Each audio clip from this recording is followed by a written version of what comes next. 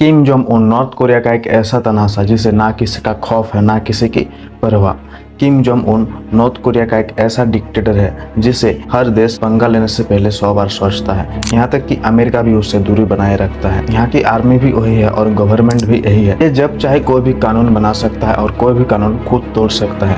अगर इसके बनाए कानून को किसने तोड़ने की कोशिश की तो उसका मरना तय है, चाहे वो किम जोंग के परिवार का कोई सदस्य ही क्यों ना हो या उसका भाई ही क्यों ना हो, उसका मरना तय है। किम जोंग उन के भाई Kim Jong L Korean government के खिलाफ थे और वो आवाज भी उठाते थे, लेकिन 2003 में उन्हें देश से बाहर निकाल दिया गया। तब से वो चाइना में शिफ्ट हो गए और नॉर्मल लाइफ जीने लगे। लेकिन इधर किम जोंग उन की परेशानी बढ़ती गई और उनकी सरकार के लिए अपने सगे भाई को देश से बाहर निकालना ये सबसे बड़ा गलत फैसला था किम जोंग उन के लिए, क्योंकि Kim Jong Nam North Korea का सबसे बड़ा दुश्मन अमेरिका की CIA यानी सेंट्रल इंटेलिजेंस एजेंसी का इन्फॉर्मर बन गया था और अमेरिका को खुफिया तरीके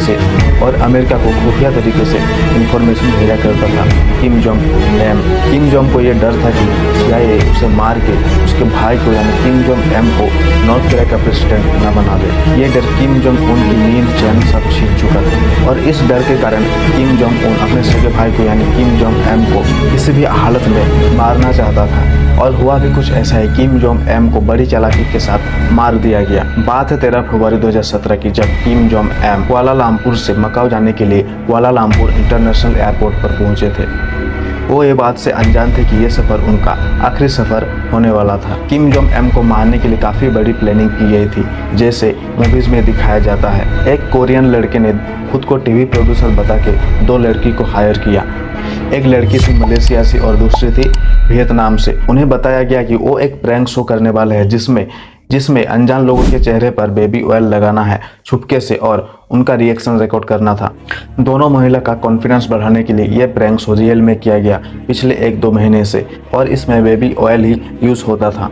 लेकिन ये दोनों इस बात से अनजान थी कि ये प्रैंक ही उनकी लाइफ को पूरी तरह से बर्बाद कर देगा। 13 फरवरी 2017 को वही टीवी प्रोड्यूसर ने उन दोनों औरत को कुआलालंपुर इंटरनेशनल एयरपोर्ट पर बुलाया, वही ऑयल प्रैंक करने के लिए। इधर किम जोंग उन का भाई किम जोंग एम जैसे ही कुआलालंपुर इंटरनेशनल एयरपोर्ट के अंदर गया, तभी वो सो कॉल्ड टीवी प्रोड्यूसर ने उन दोनों महिला को कहा कि इस आदमी के साथ वो ऑयल प्रैंक करना है। लेकिन इस बार बेबी ऑयल नहीं बल्कि एक जहरीला केमिकल यूज हुआ था।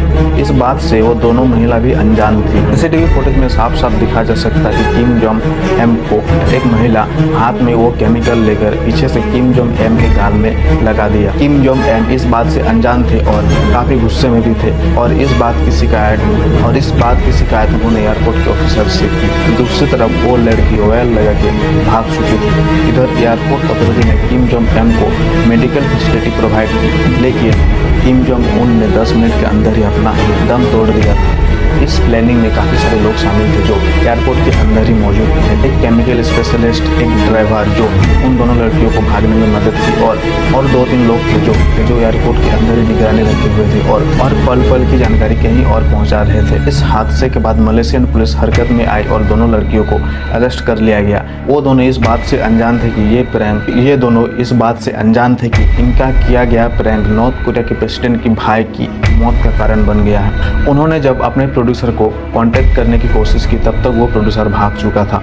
पुलिस के अकॉर्डिंग इस प्लानिंग में 4 लोग शामिल थे और इनकी मदद कर रहा था नॉर्थ कोरियन एम्बेसी। और मर्डर के तुरंत बाद ये 4 लोग प्री बुक फ्लाइट से जकार्ता दुबई होकर नॉर्थ कोरिया के कैपिटल में एंट्री लेते हैं। ड्राइवर, केमिकल स्पेशलिस्ट और उन 2 महिला को 2 साल की जेल के बाद उन्हें रिहा कर दिया गया। इसी तरह की और इन्फॉर्मेटिव वीडियोस के लिए please do subscribe this channel.